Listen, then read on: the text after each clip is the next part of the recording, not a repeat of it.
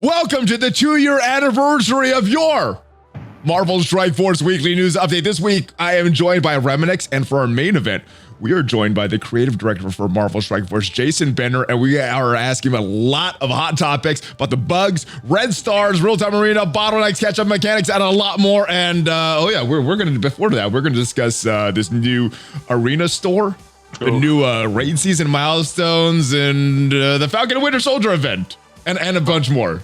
Are you ready for all that, Remanx? I know there's a lot. It's going to be a long one, so if you're ready for it, Remanx, tell them what to do. Hold on. It's going to be a long one. ValleyFlyin.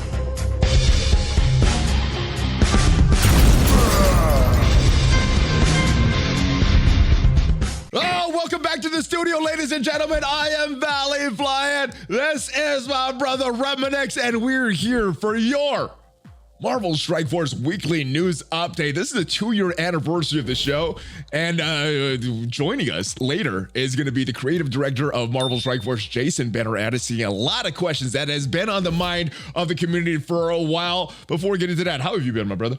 I'm sorry I was late today. I had to get a haircut. What did you cut? Did they shave it, or what happened with that? No, my beard. They trimmed my beard. Oh, okay. I didn't know what hair you got cut. I trimmed the beard. Oh, it looks nice and neat. It looks very, very neat. So good stuff there. But yes, we got a lot to talk about. So let's get right into it. Boom. First thing in game right now, we got this Falcon and Winter Soldier event. I got nothing positive to say about this thing. What is your impression? Anything other than positives with this? It's great. Just what, T4s, orange mats, a little bit of everything. We were both very, very confused. What is going to happen with this? What are the bugs that we're going to get with this event? I haven't experienced any bugs, and the rewards are actually pretty good. The energy that you're using, you could get Armory 15 orbs, Armory 14 orbs, Chi 4s, ions. I mean, a lot of good rewards. Orange gear, purple gear, so players from different levels. And then this is based on whatever level you are in. The mission 2, mission 3, mission 1, and you don't have to level up all your characters to level 75. Were you expecting this to be a lot worse? You know, after some of the other events we had, I definitely wasn't. I was like, oh, okay, let's go. And then when I saw it, I was like, oh, this is pretty good. And the data mines didn't do it any justice. So I'm glad we finally saw it in game before we panicked. But neither did the blog post. I was starting to panic when I first saw that blog post. Oh my goodness, what is going? We got to build up Winter Soldier to level 75. That just does not feel good. Well, I might have already had him there. Oh well. What are your impressions of these milestones? I think they're pretty good. I think they're pretty generous. I'm normally getting a lot of the energy, and it's pretty easy to get. Normal participation is going to get you pretty good energy, and you cap the milestones. And I've even spent 250 cores every day just because it's just such a great value. Ooh. And maybe even 300 to refresh that last node. But and again, like, just from understanding what people beat it at, it wasn't as difficult as advertised, and they got it right. That's all I'll say. They did. Now that was going to be my next question about this energy. You're refreshing it once. You're refreshing this node once. How much value do you think there is refreshing this node, or should people just be going down here and maybe sacrificing some of the rewards just to avoid that refresh? Do you think it is worth refreshing this node, this 3 node if they're on there? It really depends on what you're looking for. I'm at the point where I'm depleted on T4 mats, so being able to do both those nodes and then doing the prime node, you get a little bit more G14 and G15 and a little more SBCs. So that dot 3 node, for me, it had a little bit of value, but again, I don't know. I've even heard people that thought about buying the energy offer, and I guess it has some value there too. I think it does, just because of all the rewards that we have in the store right now. But what else do you have to say about this before we move on? If you added it up, it was definitely, there was the value was there. I would agree. I would agree as well. All right, let's move on to this. The arena store just got a change. We saw. Yeah, I feel the same way. Yeah, it's Let's talk about some positives first. I think it's very easy to go to the negatives. So, what are the biggest positives you saw with this? For me, is Red Guardian. I know the cost kind of sucks. It did get reduced, but what is the biggest positives for you? So the thing was, we had asked for a lot more new player friendly components. So dropping some of the older characters down, especially when this is the primary source for some of the new players to get. So that was helpful. Like, it's super helpful. So they addressed some of the catch-up mechanics. Now the problem comes down to communication, execution, and so them dropping the value for Red Guardian, huge, because that means that at least you're getting the featured character, and he's important towards the end game and whatnot. But yeah. The whole idea of this featured character, I honestly thought it was going to be replacing Kingpin at a 1-to-1, and then the fact there's no orange gear in there, and so I had to wrap my head around like what I thought they were thinking, and so here's what I think. They probably looked at it as people have a certain number of arena credits, in inventory. There's so what's the value to an end game player who already has all these characters? Well, this is going to give them Elite 4 promotion credits if they pop these orbs, and some training mats, and and whatnot. And so what's the value to a mid game player if they pop these orbs? Well, they'll get screen. And they'll get some other characters maybe that they're working on. And what's the value to a new player? Well, they get everything they need and maybe some more, unless they're target farming, which is still a much better value if you're moving towards a legendary. But here's the big problem: Swarm's not in the orb. No, do you think that was on purpose or that was a mistake? I don't know. I mean, at this point in time, I think it's probably a mistake. It's probably a mission, just from the fact that they probably just, when they coded the orb, they probably just skipped a character. But the idea behind it is, I don't think we get enough rewards from Arena, considering the downside of Arena, and that is that you're almost not in control of your own destiny. Your defenses don't hold. There could be rampant collusion, or even. Since they fixed the bug fix, I'm glad they did that before they brought this out. But I just don't think it's a sound economy when but the people are going to potentially like have to core to try to get in their payout at the end of arena cycle, and then to top it off, we're telling people that they should probably be coring for more ISOs down the road. They're not spending enough money on ISOs. So hold on, let me go back to something you said. You said the bug was fixed. Is that the cheating bug that people were talking about holding your rank, or is that some other bug that you were discussing? I believe that was the one that was fixed. Okay. Because what I was hearing is still around, but I don't think it's that prevalent. At least in the top 50. I mean, probably once you get to the top 10, top 15, it's a little more prevalent or was a little more prevalent in my arena chart, but I was not sure of that. Now, as far as positives, I do like what you said. I do like the catch-up mechanics. I think that is very good. I like the fact that Red Guardian went into the store earlier than I expected, but I also kind of like that there's kind of a cadence. You get Battle Pass, then you get Arena Orb, then you get increased price, then you got normal price. I personally, when I saw this, I would have liked to seen not just stop at Juggernaut, but maybe go with M'Baku, Vulture, Human Torch, and Heimdall at the reduced cost, and maybe leaving Crystal Blob and Corvus at the normal cost, and Swarm, because that's the only place you can get them right now is right here, not in the Orb. But so those are some things that I would like to see change. But I think the biggest negative is this thing right here, the Arena Orb. Now, in some of the other stores, we see the Blitz store where there's orbs like this with other characters in the store, and you're up to RNG to see what character you're gonna get. Same with the raid, but those both cost less than a normal purchase. This costs more. Normal purchase costs 500. This costs 800, and that kind of diminishes the value. I know there's other stuff in there that you're getting, not just the shards, but do you think the pricing on this orb is too much, or should it have been that 675 that Kingpin had? I just feel like there's a little bit too much RNG in there. I feel like with the fact that there's no more orange mats, there's the orange training modules, although it looks like based on our math that they're almost equal, even though they're purple. And It would have felt better to have orange instead of purple. Even if the value is equal, I'm like, purple. Why? We used to have gold. Why are we getting purple now? So I know. There was some calculations done on the stream this morning that they're not. It's not that much of a reduction, but it just looks like a big reduction because it's purple and not orange. Yeah, I mean, and so at the end of the day, we're also not getting T4 ability mats, which is That's a big reduction. Even then. There really wasn't like it was still like a a jackpot, but I just feel like the overall experience, when it feels bad, it is. Yeah, that's the kind of the reality, unfortunately. Couple questions we don't know is the cadence.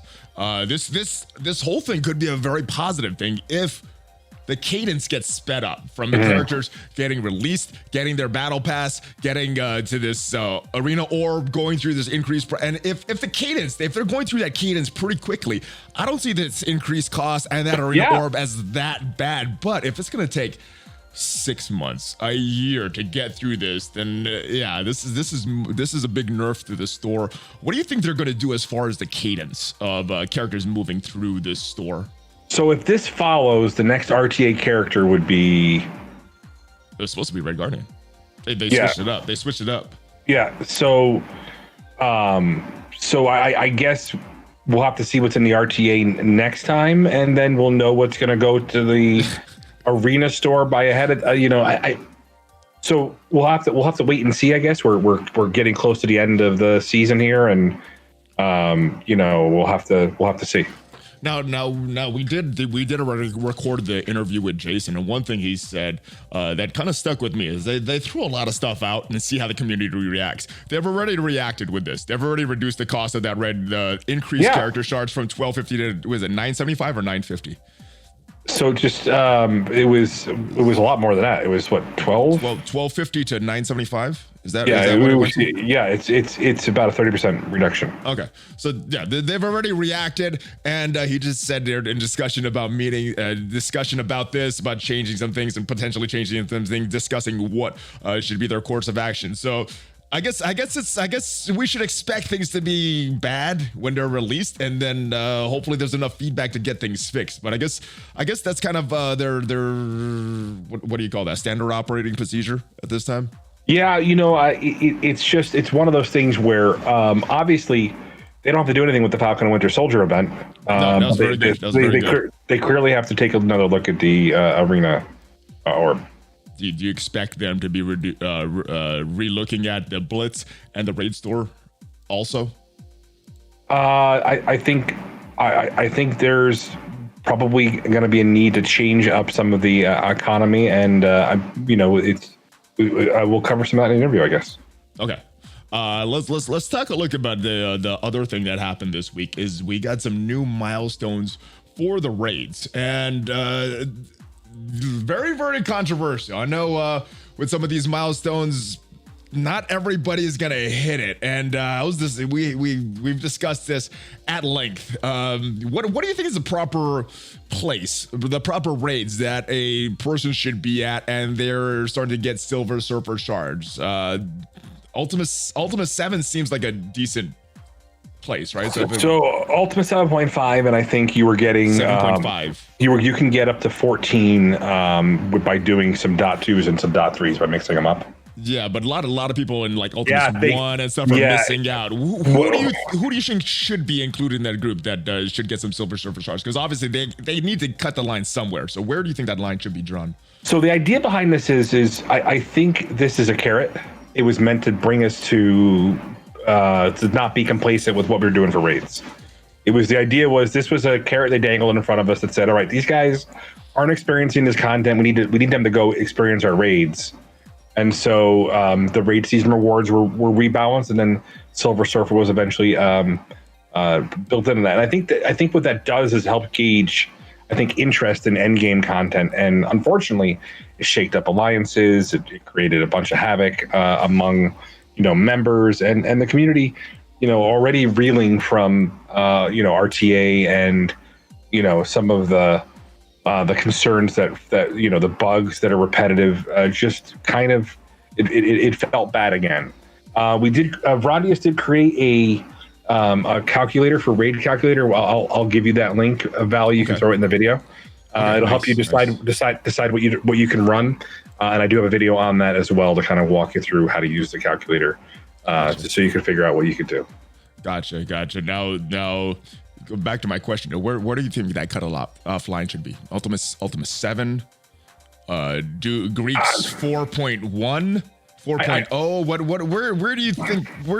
Where do you think that line should be? And obviously, this answer can be different for everybody. This is just where for me. I really wish just they could have stretched it out among some of the early raids, but I think they thought they wouldn't get that same result where people were going to challenge what they were able to do. And so I would have liked to have seen, new players have access to it that just can't progress yet, because he feels significant. This character is not, he's not a pushover. And so without him being accessible to a large portion of the community, it does feel like people will be left in the dust. And we'll have to see if he becomes part of an arena meta.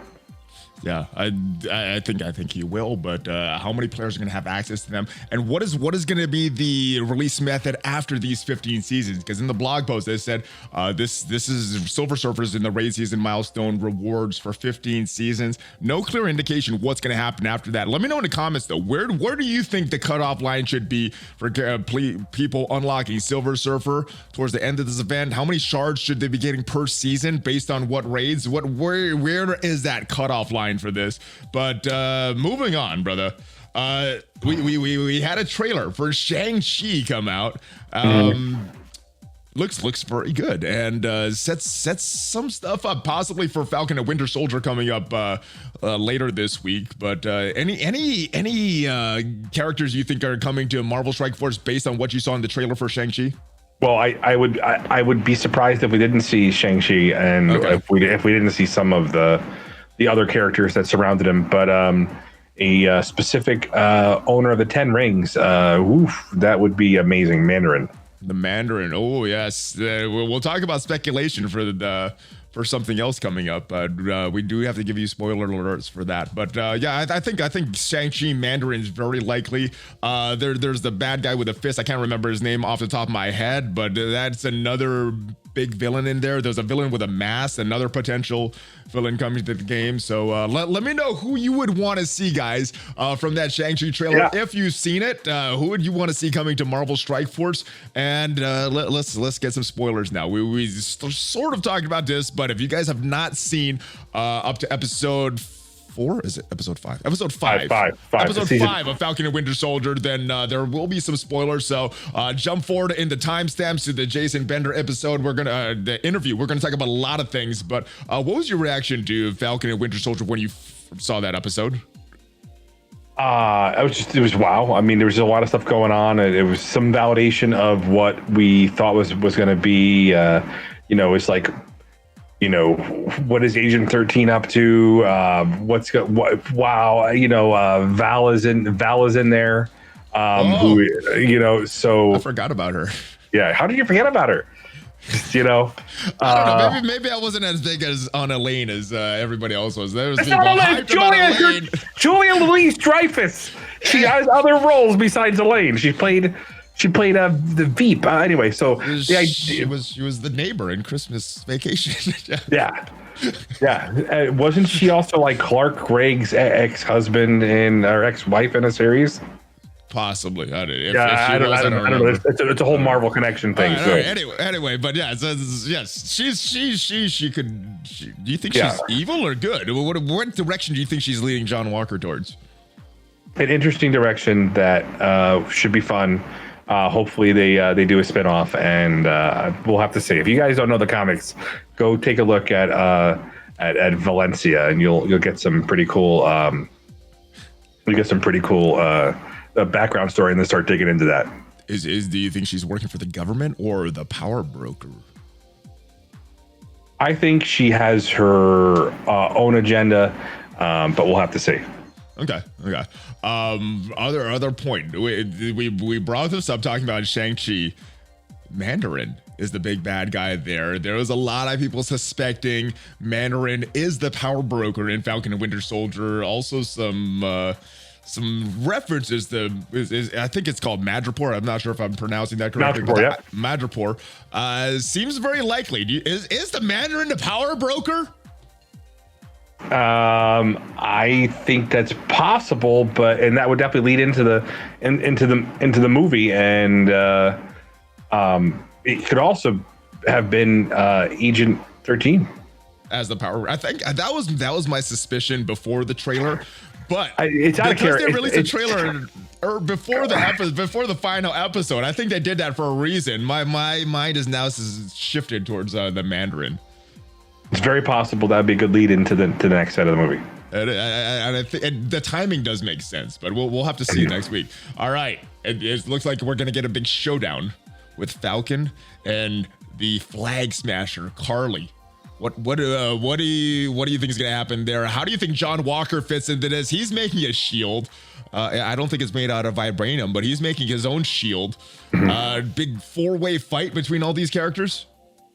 Well, I think we're going to figure out what like Val's been up to. We're going to probably see like a hint of what her agenda is from that. We're probably going to see like what Shield's been doing since after the reversal, snap reversal, the blip. Yes. And we'll see some additional we'll definitely have to see what it leads into. I feel like where there's some major character, like where's Thunderbolt Ross? Where's all these different like there's all these different people that can pop up in this section. So we'll have to see. I totally forgot about Thunderbolt Ross. Very, very likely that he could be popping up in the final episode as well. All right, so the shortened version of news. Let's get to the interview, and that's a good one. A lot of stuff to cover there. All right, so we are joined by Marvel Strike Force game director Jason Bender and Remanx. How are you guys doing? Pretty good. Nice. Doing well, Valley. Fresh haircut. All right, so I like that haircut. All right, we got a bunch of questions. I'm going to start with some easy ones. In game, in Marvel Strike Force, who are some of your favorite characters to use right now? Well, right now I'm really digging Multiple Man because I'm a big X Factor fan. So I've been waiting for that character to come to the game for a really, really long time. So I'm doing that right now, and I've been spending a lot of time with the symbiotes because I wanted to get them up to strength to carry me through some of the end game content. So I'm getting more familiar with some of the symbiotes that I didn't know as well from the comics, and I'm really learning to appreciate them. Nice. All the meta teams right there. And what is as a player, not as a dev, not as the creative director, what is your favorite thing about MSF as a player? So one of the things that I really love about it is because I like the immersion, the sort of engrossing part of the game. Yeah. What I like is when a new event campaign comes out, I put it on 1X. I don't play it on 3X, and I let the story go, and I kind of read what's going on, and then I like watch all the characters fight, in real time. I mean, it's 3X in most modes, but when an ECM comes out, I always play through it like nice and slow. And it's obvious that like if you're watching like Falcon and Winter Soldier or something, and you've seen all this amazing choreography and some of these cool character moments, that like you want more of that. So I get that from the ECMs and from the recent event for Falcon and Winter Soldier. So I like to take my time with that stuff, and I always find it really like gratifying. What would you say is your least favorite part of MSF right now, or something that you would want changed as a player? As a player, I spend a lot of time staring at 14% on loading. I don't like that. It used to be 42 before. But yeah, we like to mix it up,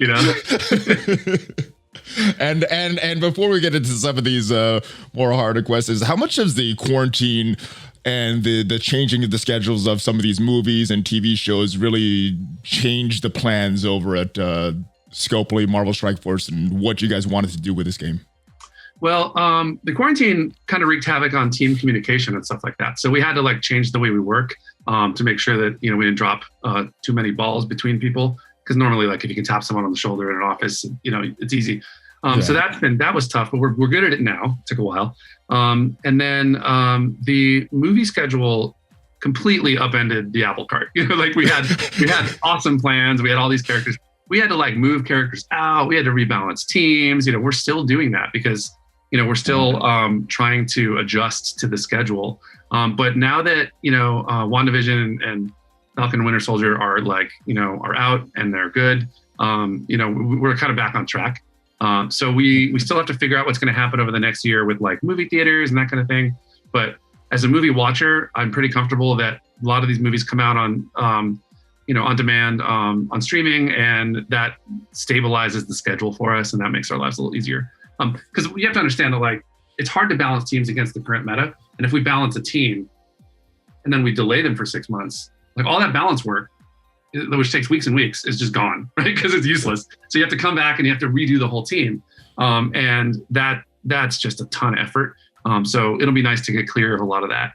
Is that what happened to the military skill team? Because the Black Widow movie got delayed so much. Yeah. It's not even out yet as we're speaking. So essentially that's what happened. Okay. I mean, there's a lot of details, but like basically that totally confused everything. Red Guardian, all that stuff. We had to like think about what we wanted to do. So we decided to move forward with characters like Red Guardian because they were ready to rock and they were cool. And they look cool in the trailer. And we're like, you know what? The trailer alone makes me like that dude. So like, I mean, well, and he also had some value in other game modes too. So it was important to kind of level out what was available for skill with what the other plans were in game too, I think. So. Absolutely, right? Because it's all connected, and then the meta is just a web of sort of counterbalance. Yes. I think he's needed for those Doom raids. All right, are you ready to move on to some more hot questions that the community has? Yes. All right. So bugs, they've been seemingly a lot more prevalent in 2021 than they have been in the past. Characters not working, the game's crashing, incorrect description in offers. I mean, the list goes on. And the perception of the community is these bugs are not a high priority because the profits are increasing. And is that an accurate assessment of what's going on there? What is your feeling towards the bugs, and how does the team affected by the bugs? Yeah, the bugs, it's sort of not related to like the business necessarily, in that it's not like we go, let's chase that this month or whatever, because we don't really know. That's the perception, though. That's the perception the community has. Oh, of course it is, yeah. And it's kind of like hindsight is 2020 for us, because like sometimes like, like that character sold really well. That's cool. We know after the fact. We try to make every character important, and now we have a renewed focus on every character being like really vital for one reason or another.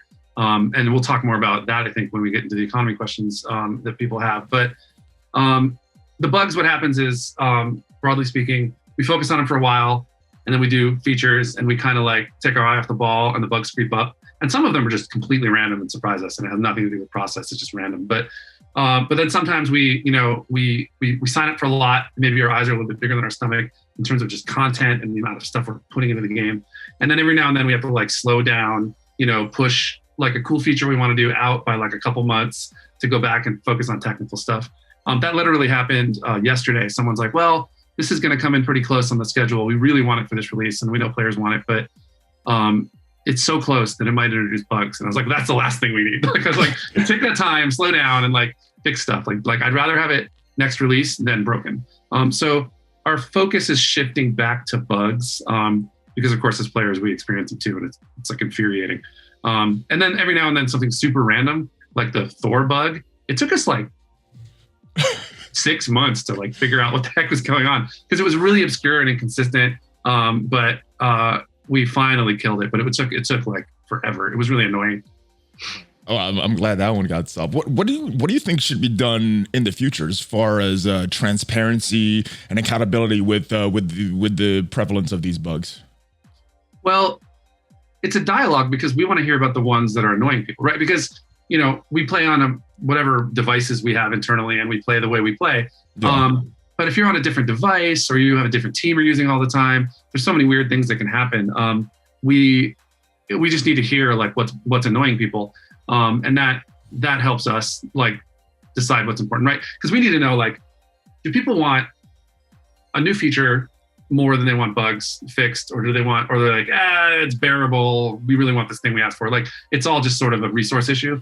And the bugs are like kind of going from a simmer to a boil right now. And whenever that happens, we want to go clean it up. And that's just how it is. So to is there any plans to make something where the like bugs that are currently affecting the state of the game or a reporting system more available to players? Because sometimes these bugs like trickle out and we hear about them until they impact us.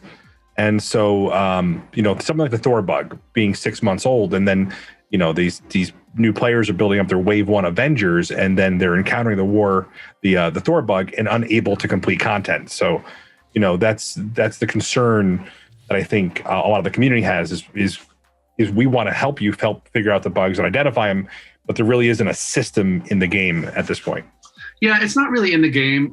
We actually have a pretty decent tracking system in terms of the bugs, because between like customer service and Reddit and just, and influencers talking about, streamers talking about stuff that bothers them, right? Like if we hear about it. I think it's more on us to balance the resources and decide where we want our engineers to spend their time, right? Because ultimately we have X number of engineers, and it's just, are they fixing bugs or are they making stuff? And I think we're pretty aware of bugs for the most part. We spend a lot of time just sort of like going through all those sources I just mentioned and seeing what's bubbling up.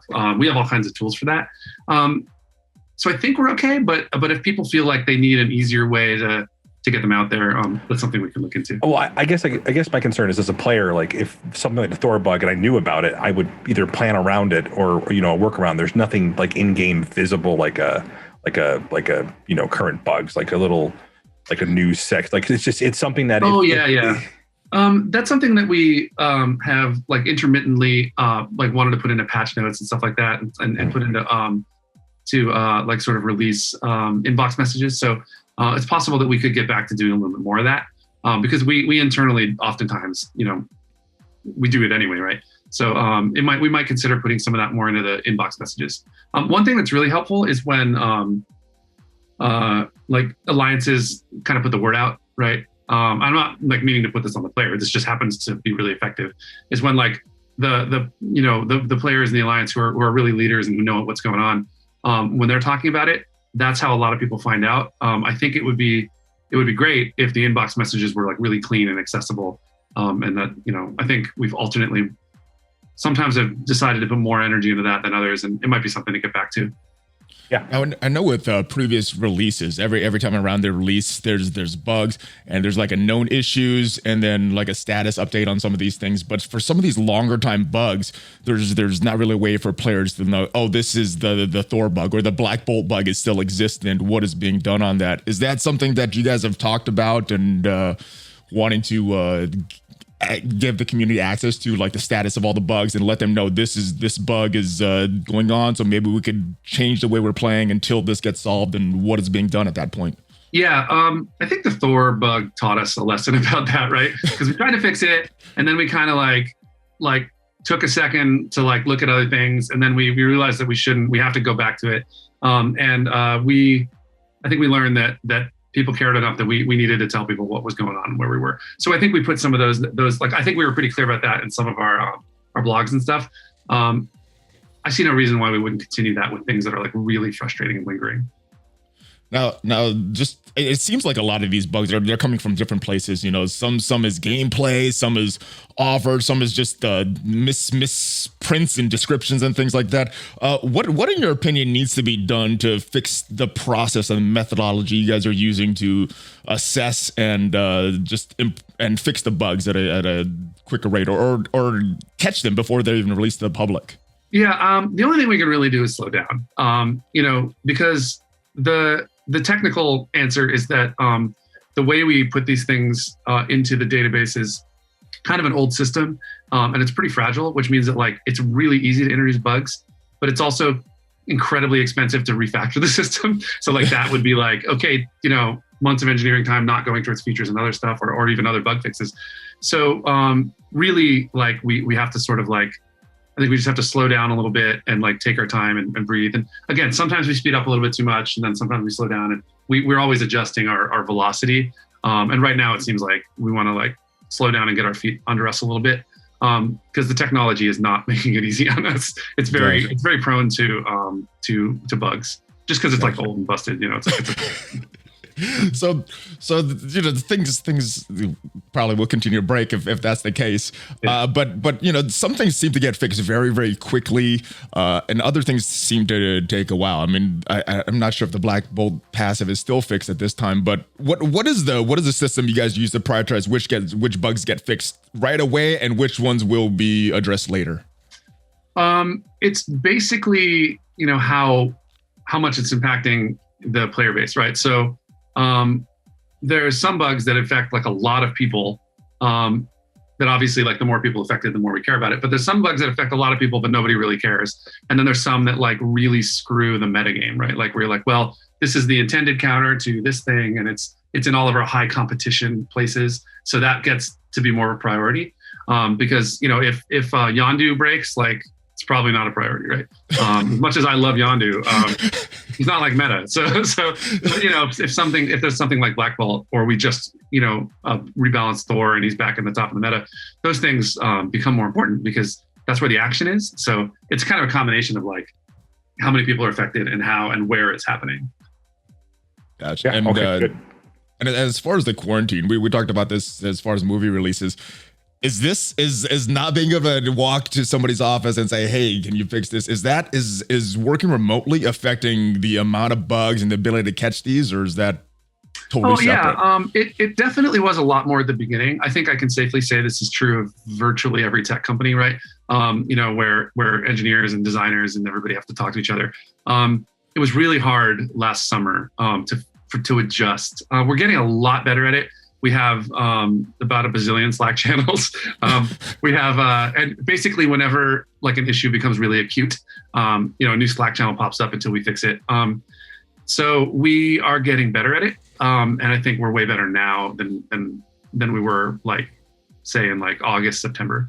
So we're getting there. It's just it has been frustrating over the year. Gotcha. Any other thing, Remanx, about bugs before we move on? Just, you know, do you guys hold yourself accountable for some of these high level response times? Like, is there like accountability for, like, do you, like, how long should this last, or is it just make sure the bug doesn't happen, clean it up, and just make sure it doesn't exist, and I don't want to worry about it again? Well, basically, we don't want to stress about it, you know, because we feel the stress, right? Like, if people are really upset and bummed out, we feel the stress, and it comes from inside the team too, right? So there's so many players in the studio, you know, that, you know, when we have a typical morning meeting, you know, with a bunch of people there, someone will be like, okay, seriously though, when are you fixing this bug? You know, so it's not like it only comes from the player base. So it really is just sort of like, we don't want to lose sleep either, you know? So we try to fix things as soon as we can. But the important thing is to just make sure we have it all captured and prioritized, so we're doing like things in the right order. Yeah. Okay, great. Well, that's reassuring that some of the things there, hopefully they don't continue. I'm crossing my fingers, and hopefully they get minimized. Yeah. Well, I mean, it's worth mentioning that, like, we're in sort of a pivotal moment about like how we're looking at the next sort of 6 months of the game. We're making some adjustments, and this is factoring into those adjustments, right? So that's you know, I'm not going to like promise that there will be no more bugs, because that's never going to be true. They probably will, honestly, right? Yeah, there will be bugs, but how we approach it and how we try to keep it cleaner and deal, like, get ahead of some of these like data fragility issues, you know, that's a hot topic. It's like right at the top of the list. Gotcha. Now, moving on to another pain point as far as a lot of the community, Red Stars has not been something as friendly as a lot of the community would want ever since inception. And from a player perspective, as a player, are you happy with the current Red Star system and how accessible it gives your characters, being able to choose which characters get upgraded? Well, if you've been with us since the beginning, you know that it's pretty different than it was at launch, right? So we've occasionally made big adjustments, and then we've made like lots of tiny adjustments that are hard to observe, right? Yeah. So I would say I'm a lot happier than I was, because now I have, with the credits, the ability to have some agency over what I'm doing. But No, we're not done, right? Like at all. So good. Good. We have like one of our designers came up with this idea of like these dark promotion credits that'll give you like a sort of a, maybe they'll allow you to invest in like Ultimus and Ultron. We have other kinds of direct purchase things that we want to look at. But of course, like the promotion credits, we want to increase those. I think we're looking at doing like 50 more per month through General Battle Pass, and monthly login calendars is likely. And that's just the start. So we're sort of at the point right now where we're doing incremental changes, and some of them are really significant, like red stars for Ultron. And some of them are a little more incremental, like 50 more silver per month. But a lot of times we do this, we try stuff out through special events and limited time like calendars to figure out like what's gonna be the right balance. But like we have a bunch more work to do. The other thing that we're looking at is like how, like we know that like players who invest heavily in red stars when a new character comes out, they can't guarantee they're gonna get them at 5 stars. So when we're looking at our content, do we suggest that you need 3, 4, 5? We have to look at like how it's washing out across the player base to see like it's pretty likely that if you invest heavily in a new character, you're going to get them at 3 red stars, but there's not much you can do to guarantee they'll be at 5. So we have to keep that in mind, and that's direct feedback we've gotten, right? So we have to keep that in mind when we're tuning content while we give people more agency. So it's like it's kind of a multi-stage process. So I mean, when we look at the Doom raid, I mean that was I know Valley's going to bring that up right now. That was the communication was what, 6 red star, Valley? 6 red star for the recommendation. And, a lot of the elements of red stars have been there since the last rework. And I think a lot of the issues with red stars came about, again, with the Doom raids and the recommended 6 stars. And there's not really a good way because to get characters to 6 red stars, there's not a lot of gold promotion credits, silver promotion credits in the game to invest. How many teams do we need? 5 full teams, 6 full teams, 4 or 5 full teams for the Doom raids to get those. And what do you think is the best way for players to obtain red stars on important characters right now, just given the lack of silver and gold promotion credits on a monthly basis? It's kind of the same stuff. You got to lean into. This is what I do anyway. You got to lean into them when they're featured, as much as you can, because that's like the easiest way to get up to speed. But it's still a luck element, and then after that, you're just we try to make them available in the stores, so like you can see them more frequently for promotion and things like that. So we're like it's all being constantly dialed in. But the upshot is, if you see something that's like 6 red stars required, right? Well, like we know that you don't have control over that, so it either means that we should lean into something else, right? Like bring the red stars down, but maybe we're asking you to hit a gear tier, which is more predictable, or that content we expect to take a while, right? Like you're not really meant to beat it for a while, and it's just a mountain you're kind of climbing. This is kind of how Dark Dimension works, right? Like the first time we launched Dark Dimension, people were like shocked, and then got into it, right? Like kind of figured it out. So I think it's important for us to try to be clear about what you really need in high level content. Like one of the things that happened when we started putting high level red stars on characters in high level content was that we didn't like, this is before we recommended things in text. We didn't mean for that to be a signal of how many red stars you need. It was actually just how the designers were beefing up the stats, because red stars act a little different than gear tier versus ability levels. So the designers are like, I can get the numbers I want if I put them at 6 red stars. And some people interpreted that as the requirement of what they needed, when in fact it wasn't the requirement, because maybe those enemies had lower, those lower gear tiers and lower abilities, but the 6 red stars gave us the right math. So we learned from that sometimes the way the UI works like signals to people things that we didn't mean. So we have to be careful about what we suggest. And it's also important to note, like, just to remember that some of the things we put out there are like not meant to be beat right now. And it's just sort of like, we want to see how far people can push. And then over time it'll get easier. Gotcha. I think that's something that was lacking as far as the communication for the Doom raids.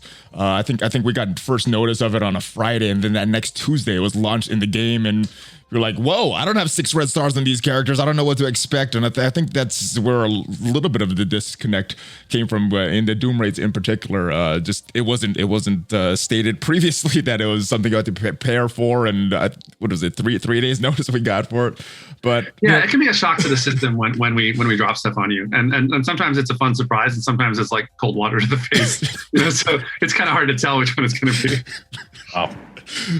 I mean, obviously, Red Star's been making a lot of money for you guys, and I don't know if there's a lot of incentive to change it. But one of the things you mentioned, during those increased drop rates, trying to get a character up to 5 or 6 red stars, it really doesn't feel good when you're only getting a 1, 2, 3 star character when you're opening hundreds of orbs for some people, opening a lot of elite 5s, elite 6s, and still not getting the certain character that you've saved up for. Were there any plans, or are there any future plans to reduce the drop rates or eliminate the 1, 2, 3s from just the normal orbs, or just from getting that? Because as you get to the higher level content, the not even viable until you get at least 4 or 5 red stars on a character. Yeah, and like all you get is the sort of converted resources, right? Yeah. So if you remember in the beginning, we didn't even have those, which was like, I remember. It was like crazy, right? I'm like, I remember. No, I remember. I remember. Right. I can't speak to like what the plans are for the drop rate tuning, but I would say this. We're not like purely like trying to hold the line on that system just for the sake of like squeezing every nickel out of it, right? Like I would happily make less money on that system if people have a better experience that keeps people focused on what matters, which is like the gameplay, right? So and so it's just a matter of sort of incrementally like trying to improve it. And I know I've heard a lot of discussions about all these different ways to go about it.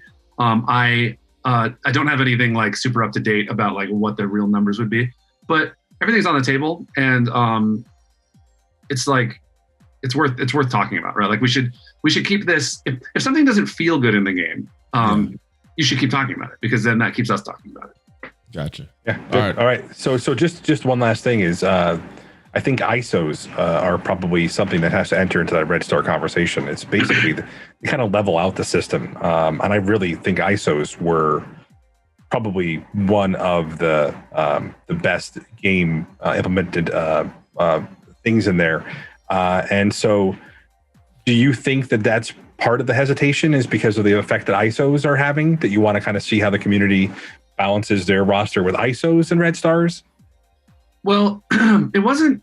I mean, ISOs and red stars definitely have a relation, in terms of power, right? Because they're multiplying each other basically. But what was with ISO, we wanted to be like cautious when we launched it, because we didn't want to invalidate the way that teams interact with each other, right? We didn't want like ISO classes to be more important than like high level abilities on meta teams, right? Because that would be a different game. So we were pretty cautious, and we as you well know, like we worked with the community for 2 years on that, right? We threw out the system like completely like twice, right? Because that's good. Folks, the current version is very good. Yeah, we enjoy it a lot. So that was cool.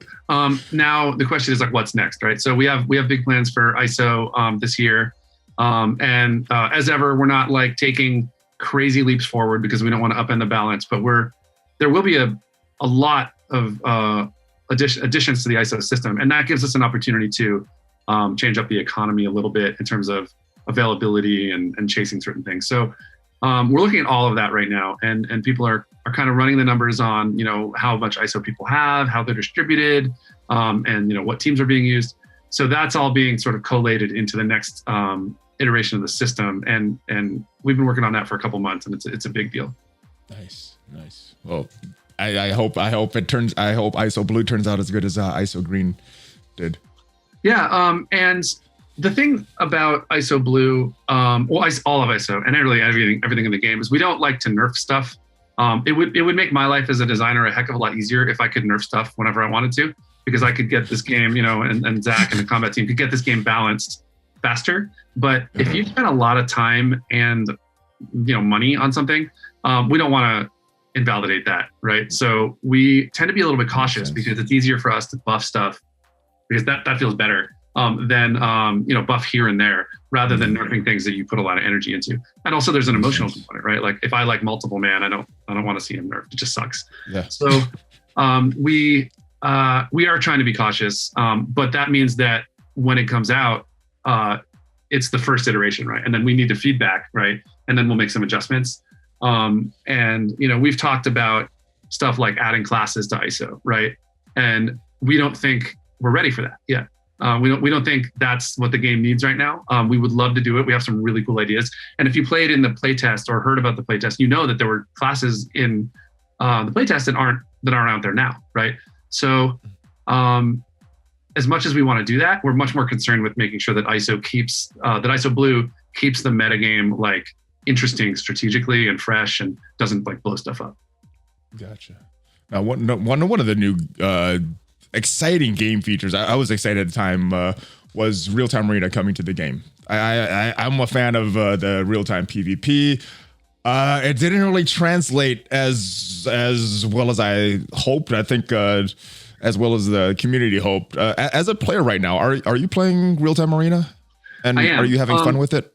Yeah. So it definitely is kind of a variable experience, right? And as you know, like when we launched it, the objectives were a lot rockier, and it was kind of funky on launch because the matchmaking was a little bit off and the rewards a little bit off. But we wanted to put RTA in the game because we actually did it as a game jam internally. We have every so often we spend a couple days just like experimenting with new ideas for fun, and it's like unstructured time for the team to do whatever they want. Some of the feature improvements that came to the game in the UI were an engineer just messing around, and we just put those in the game. So real-time arena was something that was like, I would like to play a game where the other person's making decisions. Mix it up. Let's see these characters used in surprising ways. And draft mode was what we were doing for that.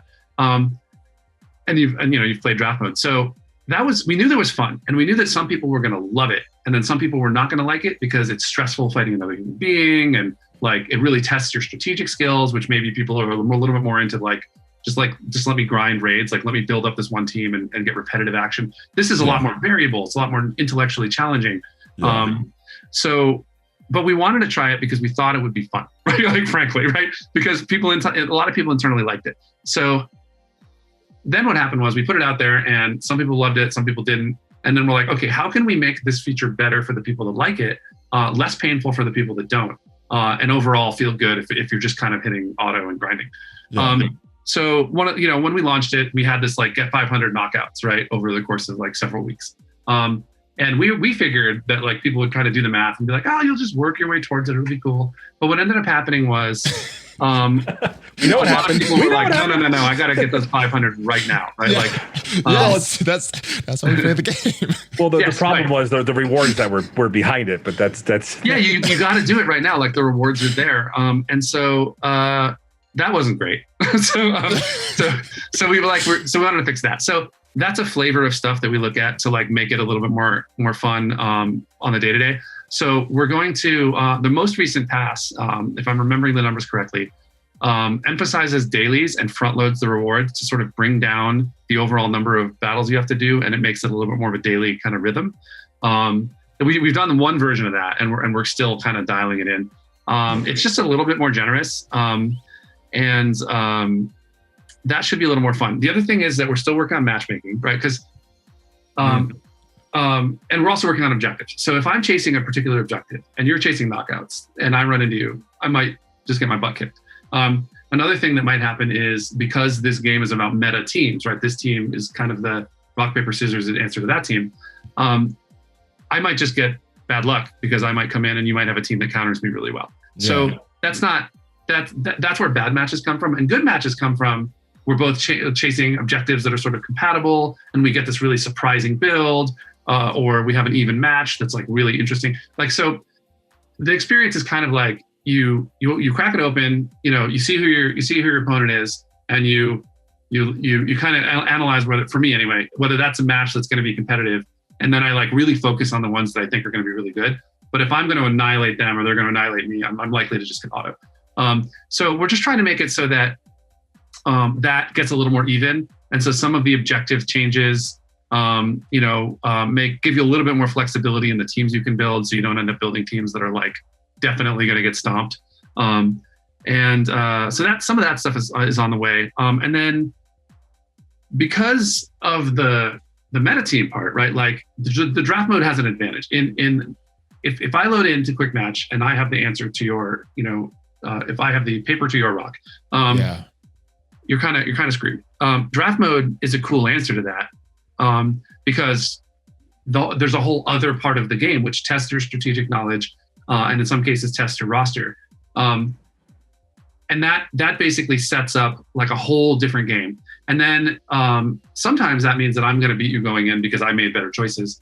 But other times that means that like the match is going to be really interesting.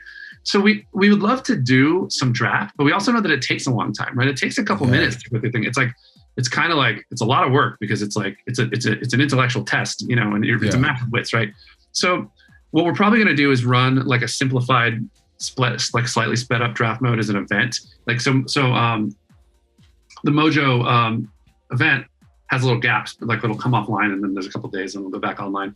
So so we think in the middle, we kind of want to run some draft stuff just to see if people like it, to bring back some of that fun. So we're just experimenting with like the right ways to get the fun out of the mode without it feeling like too frustrating or exhausting for people that like aren't as much into it. One of the big complaints that it was tied to Battle Pass, and a lot of reason that people are just going and hitting auto and not really playing it is because it was tied to Battle Pass, and it was tied exclusive to Real Time Arena. And looking back, and it's probably made you guys a lot of money looking at the profits from around when Real Time Arena was introduced, but the community is not as happy overall with Real Time Arena. Do you think it was the right decision looking back on these two factors to tie it exclusively to Real Time Arena with the Battle Pass? Yeah, one of the problems in the development was that we were working on sort of two different flavors of the Battle Pass at the same time, which you now see two different versions. Yeah. And we thought that RTA coming out, it would be cool if it had like a sort of an interesting and unique reward structure. And that was sort of what seemed to match up. But it was always like, Battle Passes usually feel emotionally like they should be the entire game. Like that's kind of how Battle Passes usually work. So I don't think it was the right fit in terms of the emotional experience, right? It didn't feel right. We could have made it a bunch of different things, like just other objectives, milestones. So it was a little weird. And then especially now that you see the general Battle Pass, like you can kind of see that it looks, it's pretty clear, the contrast. So we're probably going to keep meddling with that. I don't, off the top of my head, know what the short-term plans are, but I know that we're always trying to dial that in because, again, this is supposed to be like a fun and different flavor of the game and a different way to use your team, and also a different way to challenge your strategic knowledge so that people who have really good strategic knowledge of the meta have an advantage. And I can tell you they do, because when I run into teams that are like unexpected builds and I get my butt kicked, it's always a valuable lesson. And so I think there's goodness there. I don't know how much we're going to change the reward structure. I know we are looking at it and are absolutely willing to. I just don't know what our short-term plans are yet because we're still working on it. Yeah, I'm not even sure what to suggest as far as changes because there's so many different things. But there's times that I have fun with this game mode. Those like Saturdays. A lot of times when I'm playing on Saturdays, I get good matchups and I'm just playing. I'm like, this is so fun. And other times I'm like, oh no, this is not fun. Oh, quit. That's a bad match. I'm not going to get into it. Are there any plans to kind of even out that experience so it's more of the fun? Because I think what you said was when people are trying for the same objectives, it's fun. But when they're not, it creates these weird matchups, these weird teams. What are plans to even that out? So we've talked about two things that kind of seem like they compete, but might actually be compatible. One is giving people like literally the same objectives, more reliably, and loosening up the traits a little bit. And then the other one is maybe emphasizing knockouts in a short term a little more. But we have to see if that works, right? Because if you're chasing knockouts and I'm chasing different objectives, again, then that's bad. It feels bad. So we're trying to figure out whether it's better to lean into one or the other. We might do a season where it's more about knockouts and a season that's more about objectives, just to see which one people like. But we don't want to be like too radical with the seasons because we don't want to like do something that really feels bad. So we think that the current changes that are on deck are going to feel a little better. And the question will be, how much better? Like barely noticeable or significantly? I think that the matchmaking changes we made, to me, felt significantly better because imbalanced teams were de-emphasized. So we have more to do. So what would you tell to a player that's experiencing this? Like, how would you communicate to if you could say right to a player right now, like, we're listening, we're working on it. Like, what would you say? Like how do we communicate to players that, that this is going to get better when every day it feels bad when we get those bad matchups? But you hit the nail on the head. When there's that competitive edge, you definitely get to it. You're like, let's go. This is a go match. Let's go. Yeah, right. And that's what it feels great. Like, but it's hard to find that lightning in a bottle. I guess I would say right now we're doing incremental changes because we don't want to totally like ruin what is good about it. But there might come a time where, like, let's just say we do this next version, right? And we've done some incremental changes and they're not that different, right? Where we try radical stuff, right? And I would ask sort of people to be patient with us because we're trying to do that in the interest of getting to a better place. So it's really great when the community rolls with us on that stuff, when we do something kind of weird and we get feedback about like what was good and what wasn't. That makes things go a lot faster and it improves the game a lot quicker. So I think I would just say, like, we're working on it. It's okay to auto through the ones that don't feel great right now. And we're going to try to like get that hit rate of like competitive matches to be higher without causing too much sort of stress. Because like if they're too competitive and everything's competitive all the time, it can be kind of exhausting because it's like, you want to win. So you end up putting so much attention into it. So like we got to find that balance and we're just going to keep looking for it. But as we experiment, it could get a little weird. Okay, that's I like that. Now, the one thing the community's been asking for is leagues. I guess in anticipation that this may make it feel a little better, but some of the feedback I think from Cerebro was saying like this, we understand the community is not very happy with real time. I mean, we want to get in a good place before we implement leagues. What kind of metrics are you looking for to be reached before leagues are implemented? Well, it really is what we were just talking about. We want the matches to feel good in a more reliable way before we pivot to that. Because leagues are like a way to sort of emphasize a feature in a way that like you kind of double down, right? Like when a league shows up, you're like, okay, well now I'm gonna really dig into this thing and I'm gonna be more competitive rather than a little more casual. And I don't want to double down on an experience that's not ready. So I think what's going to happen is when we get the feedback that that the mode is like sort of sufficiently stable and fun, like and that the number of good matches is high enough, right? That people are like looking forward to it and really enjoying it. Then we would double down on the mode and be like, okay, then let's if you're having fun doing it and it feels about right, the commitment in terms of time and rewards. Then we'll pile on, but I don't want to like pile on to something that's unstable and just have it collapse. So it's more of a reaction from the community rather than something internal that you guys are looking for as far as the leagues. Yeah. So the other thing about leagues is, we only have so many developers, right? So many designers, so many engineers, and the person who's like working on leagues has it all designed out on paper, right? It looks cool, but it's also slated to work on some really cool stuff over the next 6 months.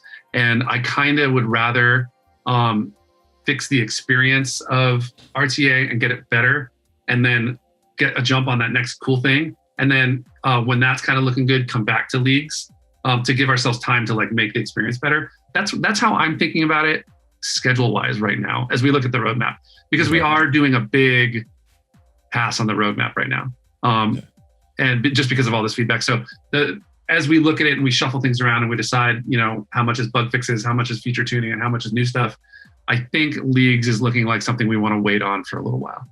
Okay, gotcha. I think the community, a lot of the community that's asking about that is is this going to fix real-time arena? But from what I'm hearing and what I've heard before, needs to get fixed first, and then that's when leagues will come about. Well, I think from a gameplay experience, that's true. I guess this is I'm just sort of thinking out loud here. When you look at the reward structure, right? Let's say we decided that we wanted to get rid of the battle pass, right? We're not talking about that, but I'm just thinking about it out loud here. If we decided that we wanted to get rid of the battle pass and leagues was the answer to make sure that you're getting equivalent rewards, because we don't want to reduce the rewards, right? Yeah. If that was the right answer to that question, then we might do it sooner, right? Gotcha. But I don't know. I'm spitballing here. Yeah. All right. I get it. One of the things that's come up is some bottlenecks that the community is facing, catch-up mechanics. One of the interesting things, I know we recently got these Armory 14 orbs, Armory 15 orbs, but the Gear 13 superiors seem to be a way bigger bottleneck than the Gear 14s. Is there any particular reason why there was no Armory 13 orbs also implemented at the same time? The short version is because we're working on like a pretty big change to gear fountains and economy stuff that I think that is covered by. And the upshot is, sounds enticing. Well, yeah, right. The upshot is, we've got new stuff coming out, right? Like ISO Blue and gear and things like that. And we also have new players coming into the game, right? So we want to make sure that also there's more characters, right? Every day, right? You got more characters to take care of. So we're looking at like ways to loosen up the earlier economy. Like for example, purple's a lot more prevalent now and easier to get than it used to be. And we want to do more of that. So they're planning the next, sort of the second half of the year. Actually, maybe even sooner than that, to make some changes to try to like make sure that players that are new to the game can catch up. That way, if you're running an alliance, you have a healthy pool of people to recruit. If you invite your friend to play this game, that it doesn't take them 3 years to catch up to you. Yeah. We want to make it so that the game is healthy, right? So if you're in the very front, right, and you're very competitive, it's kind of like a car race, right? Like a car race is only interesting if the person behind the leader can like at least see their taillights, right? Yes. If they can't even see their taillights, then it's like, what is this even a race? So we want to get more people up closer to the top, and that necessitates changes to the sort of middle and economy, and that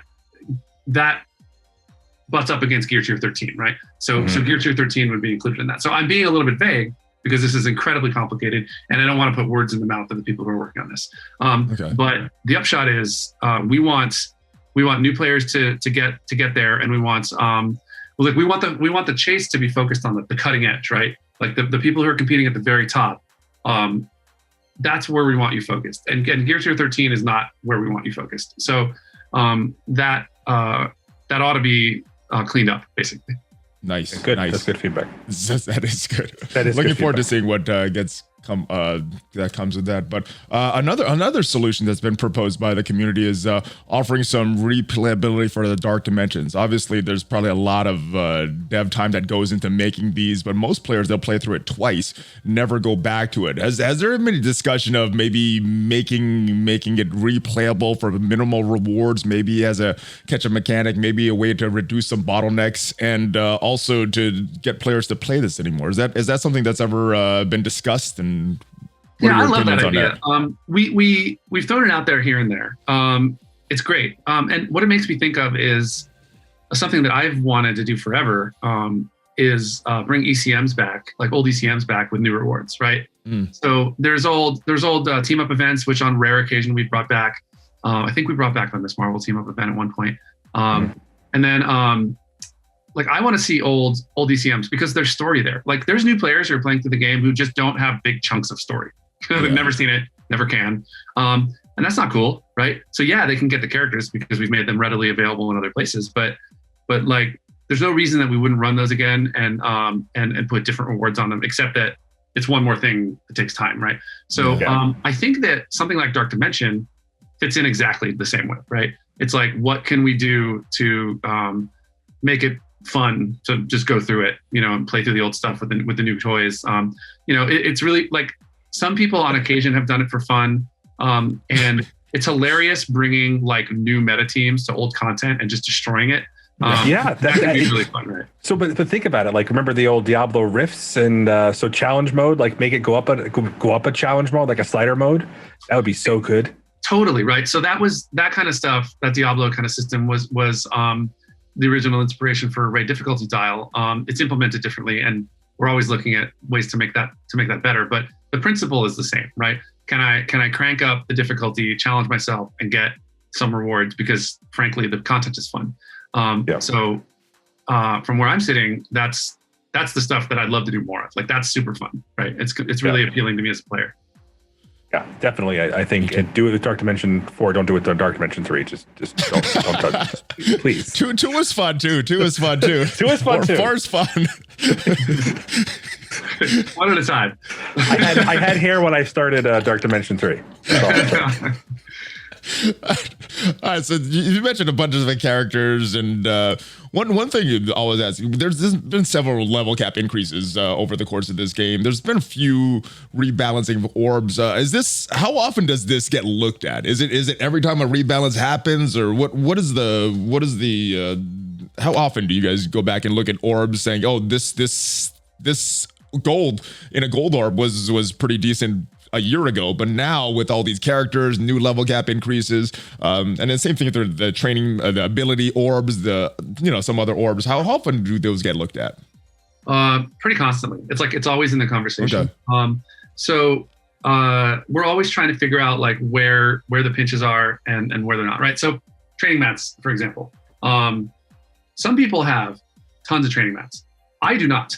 I have 0. Right?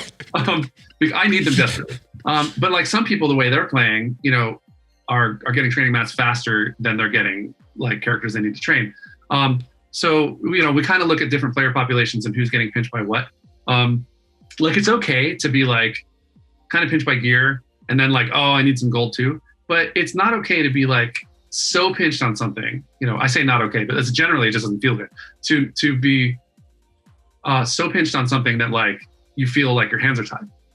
So we are always looking at that stuff. And I know right now training mats, like orange ability mats for some people and gold are issues. So the funny part is that like some people have way too many orange ability mats. Like I can't even fathom that, right? Like I don't even know how that happened. I mean, I do know how it happened. Like I totally know how it happened, but it's not happening to me, right? Because I'm not playing that, level of the game. I'm playing a different level. So, what I want to do as kind of like to help people catch up, this is like a philosophical thing, not like what we're doing yet, because you have to have a plan. But I want to make some of those things more available to people in the middle, to bring them up so that they're playing with people at the top. And if you think about something like matchmaking in RTA, right? We can make matchmaking like way better, but that, if we want to take 5 minutes to make a match, right? Or alternatively, we can make it so you only have to play one RTA battle a day, but then no one will match because no one will be playing, right? So yeah, you got to flatten that curve of where people are accessing content. Exactly. So what we want to do is I think like look at some of these things and try to move people up the curve a bit so that everyone's playing together and things like matchmaking are healthy, alliances are healthy. It's easy to recruit, that kind of thing. And the higher you get up, especially in the upper alliances, the number of people that the top alliances can recruit is pretty small. So, the more people we get in like up there, the better. The challenge is we don't want to invalidate all of the time and energy you've spent getting there. We don't want to like give it away to the point where they're 99% as good as you are. If people right now are halfway to you, we'd be great to get them up to 90%. And I think that'll feel good. I'm using those numbers like very hand wavily, but we want the player base to be healthy, and it also feels better loosening up the economy over time. Like blue used to be a pinch at launch, right? Like imagine that, right? Like you can't even fathom blue being a pinch really these days. But it feels good to like shred through that stuff now, and we can be more generous over time. Well, I mean, that's the thing is some people are experiencing, like the new players are experiencing, I didn't even know until they told me, I don't have T2 blue mats because they're jumping ahead content, which means that it means that the power creep is real and the content is just easy to access with these new teams, and you don't have to go back into that old content to experience it. But it's like, where is the reward? And we saw that with the difference even with U7 and with the Doom Raid. Are there any changes that you guys will want to make to the rewards for the top end of the raids, like the 30, 60, and 100%? Yeah, definitely, because that was something that like we thought there was going to be enough available, but it just turns out because it was weird, right? Like it's just so you went past the low level fountains, and so you don't have it anymore. So we realized, okay, we got to clean that up, and that's the kind of stuff that when we do the economy, well, we're always tuning the economy, but as we look at sort of gear and the pinches in the next couple months that we want to clean up. Gotcha. I guess I know you guys are still talking about this, but you also talked about releasing content and seeing how the community reacts. One of the big things right now, the hot issues is with the new Arena Store additions, particularly the Arena Orb. Is that kind of how you guys are playing this now, seeing how the community reacts with this and then making changes at that point, or was this thought up? Because there's some issues with the Orb. Some of the gear got nerfed from orange to purple. Was that the plan initially? To see how the community reacts with that? I can't recall what the specific plan was. I wasn't like working on the details of that, but we were talking about it literally this morning. Like that was like the first thing we were talking about. So, so like basically when we get, everything is feedback, right? If we put something out and it doesn't feel right because our math was off or internal playtest just felt different. We just need the feedback and we'll tune it. So like that was this morning's topic was like, let's talk about the arena rewards and the store and what do we need to do to clean it up. Gotcha. So I guess the idea is, I think people were always like, well, we're not getting listened to, and so is there anything you want to say like to that specifically, like like if we're not being communicated to, or I mean, do you feel like that's accurate, or do you feel like there's well, so it's a funny thing, right? The upshot is we're definitely listening to the point where it's like like that's my life, right? It's listening to the feedback, and lots of people, right? The whole team is constantly listening. We're not consistent necessarily with telling you what we're working on, telling the community what we're working on. We do our best with the blogs, but every now and then, it warrants like a little bit of extra time to let people know what's going on. Nobody likes radio silence, right? It just feels weird. Yeah.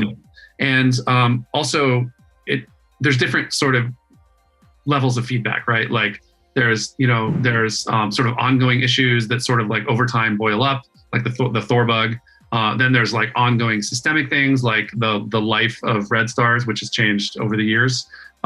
So we're kind of listening to like a whole bunch of different streams of feedback and kind of juggling which ones we want to focus on. We're going to try to be as good as we can about being transparent. I just don't want to say anything that is like totally wrong, right? Like I don't want to give you false information. Usually when I talk like I have in this conversation, I can kind of spitball and like throw stuff out there, but I don't want you to take that as gospel, right? Because ultimately we have to like actually do the work and like figure out what the right numbers are. But you're definitely heard. The community is definitely heard. We listen very closely. But more importantly, we want to make sure people feel heard. Like we need to let you know that you're heard. And that's a huge focus. You have a really good champion on the team in Nick, it's Cerebro, who is constantly championing everything that everyone's talking about, all kinds of cool tools to sort of analyze like what is the hot topic of the day. We read Reddit, we watch all the streams. So we like to hear it. Like it's not like we get frustrated when we hear like sort of squeaky wheel stuff, right? Like it's important for us to balance the game based on feedback. So I would say keep talking and we'll just try to make sure that that we're listening. Sounds good.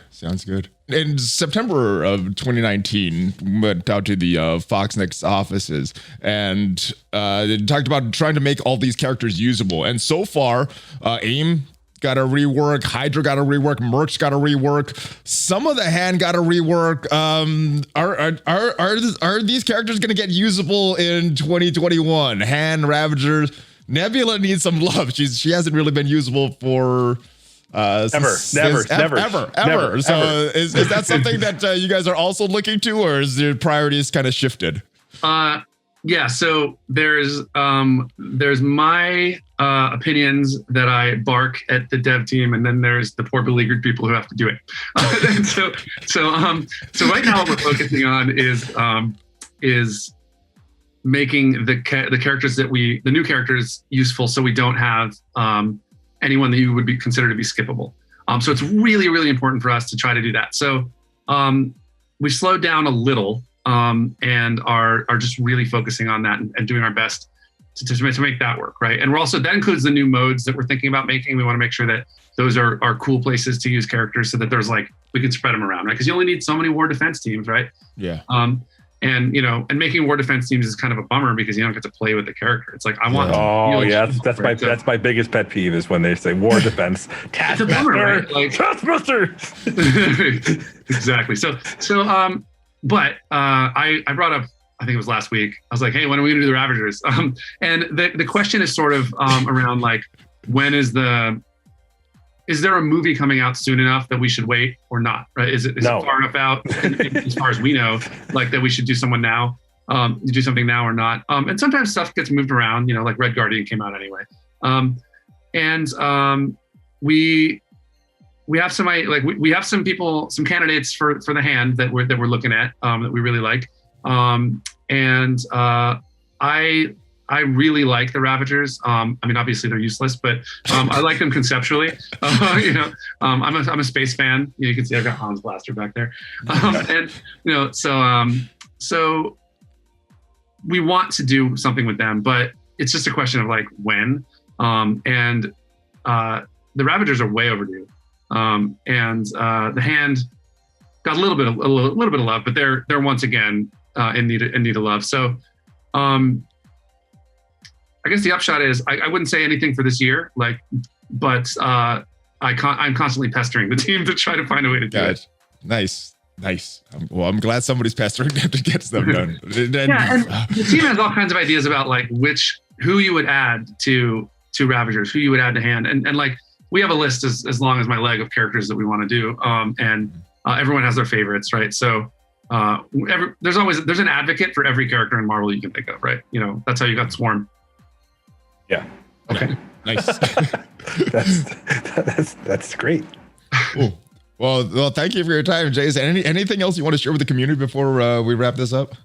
I mean, I think we've covered so much. I really love these conversations. I know we don't do them too often, but we like having them because we talk about all this stuff internally constantly. So it's nice to be able to give a little bit of information to folks so that they're a little more in the loop.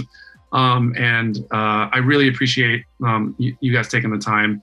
And just please give us the feedback. We'd love it. The more the merrier. And that helps us determine like what we should be focusing on. So, you're helping us make the game. So thank you, and keep it up.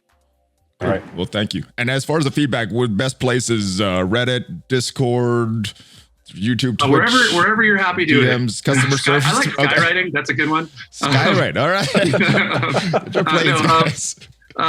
Wherever you want, wherever you're comfortable. We look at everything.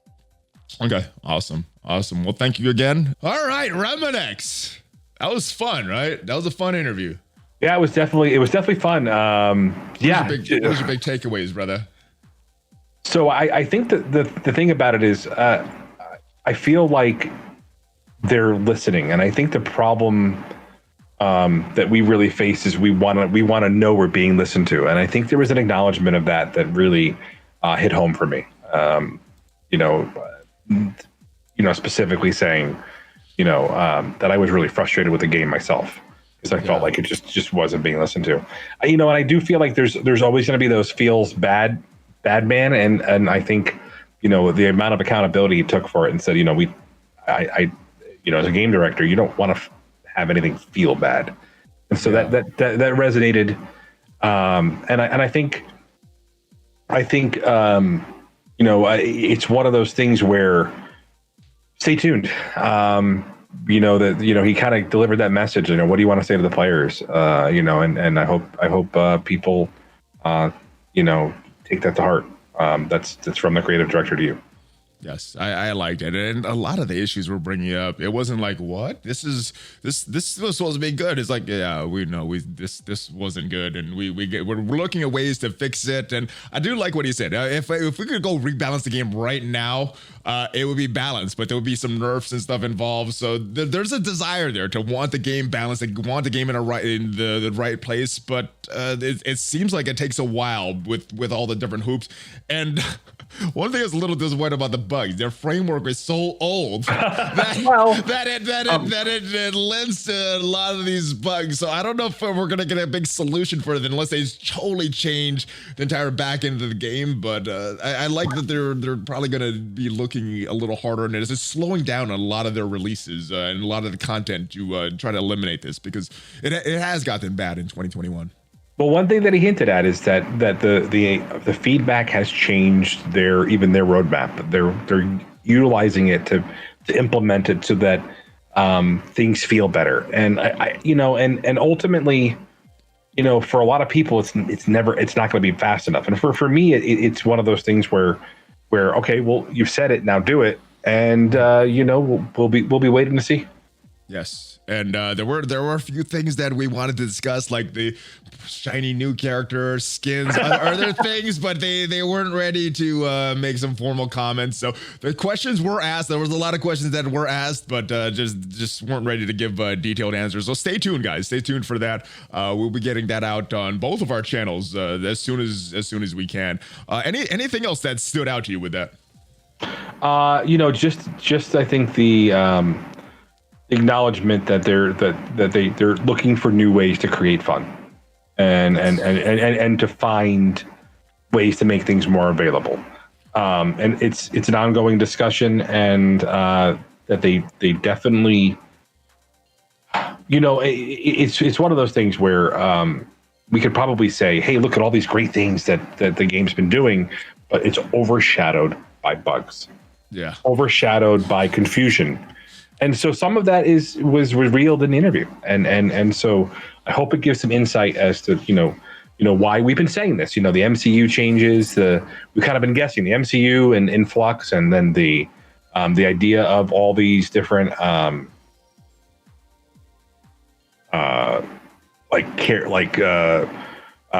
the character kits and finding ways to make them work with all the different, the idea was that some of these things that just didn't feel right, had a reason.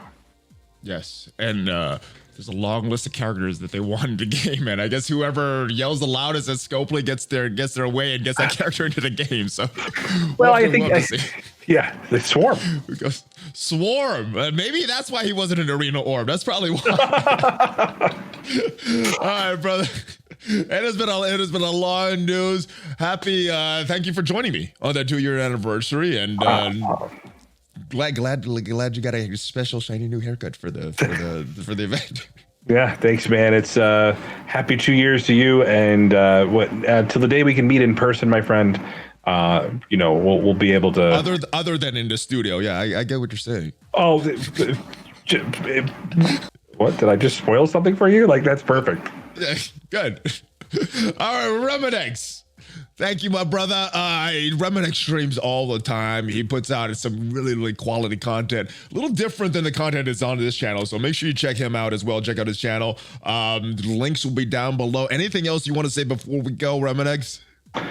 Just I'm hopeful. Hopefully we can continue to be listened to, and I'm curious to see if you guys how you guys thought about the interview.